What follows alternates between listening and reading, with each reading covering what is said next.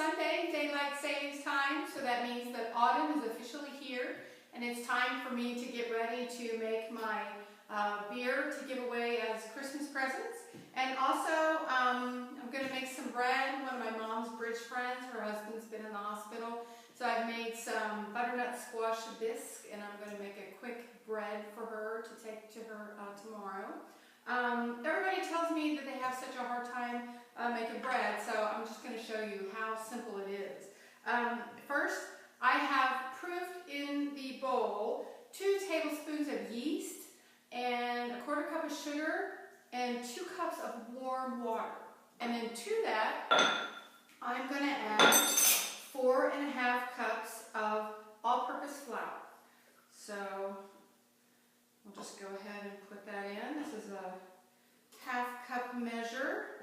So 8 times.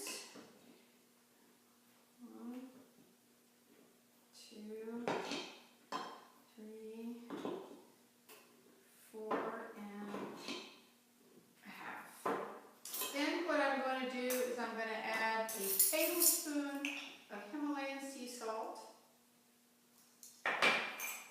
We're just going to mix that together. It should come together very quickly, begin to form a ball. And I'm just mixing this by hand just so you can see how easy it is. A lot of people don't have a KitchenAid mixer. You can hear the little puppies in the background whimpering to get into the kitchen.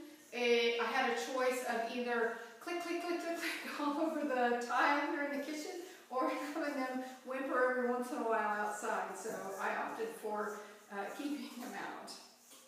So now that we have this kind of together,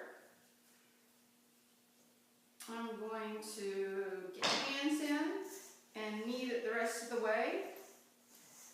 So you can see that it's starting to come together into a ball. I try and mix it all in the same direction, which that builds up the strands of gluten. And if you have them all going in the same direction, you don't break them and make them have to repair themselves. So if you do it all in the same direction, then the gluten will build up and become stronger, and you'll have a better rise. So this actually is a little bit wet. Or I'm sorry, it's a little bit dry, so I may need to add just a touch of water to it. So if you excuse me just a second, I'm going to do that. Okay, I've just added maybe 2 tablespoons of water just so the dough will come together a little better, and it's doing exactly that. So once again, I'm just working all in the same direction. And there you have it. It's come into a nice ball. And rather than knead that now, I'm just going to go ahead and let it rest here in the bowl. You want to proof this until it's doubled in size, about 45 minutes to an hour. You're going to punch it down, and then when we come back, we'll go ahead and make our loaf and bake it in the oven. This is our bread dough. It has risen till it is double in size, and you simply just want to punch it down, and you're just deflating it.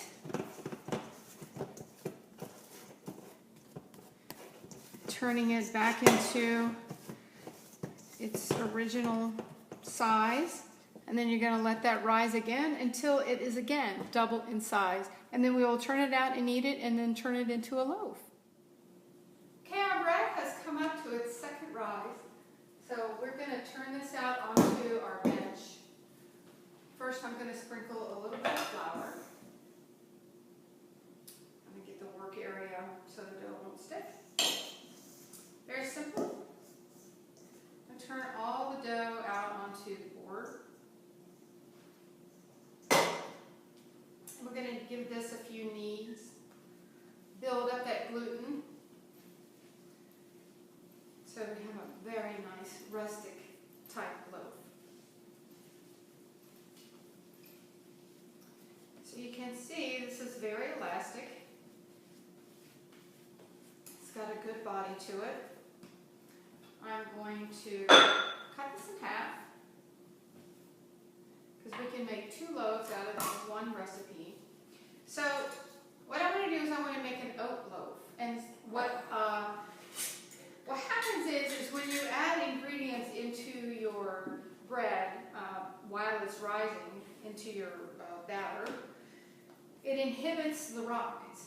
So what I'm going to do is I'm going to sprinkle 1/2 of this with some oats. And then I'm just going to knead those oats into the bread.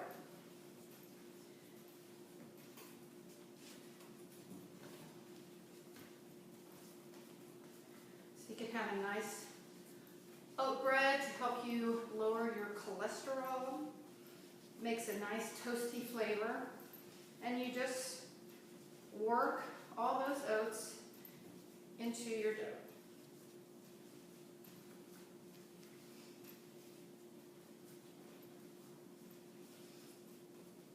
Just try to make a nice little round shape.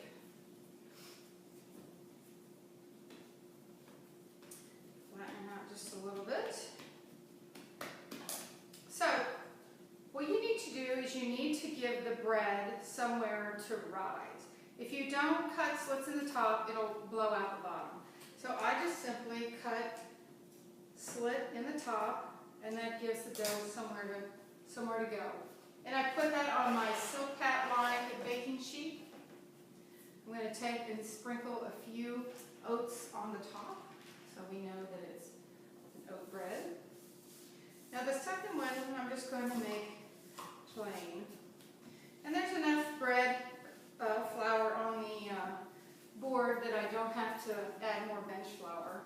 So I'm just going to knead that. Get that into a nice bowl. And what I'm going to do is I'm going to make this in a punch style.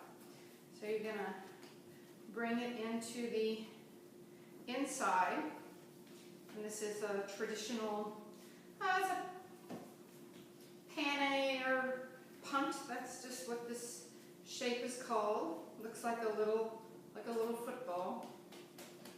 I'm going to cut again, big slit in the top so it has somewhere to rise.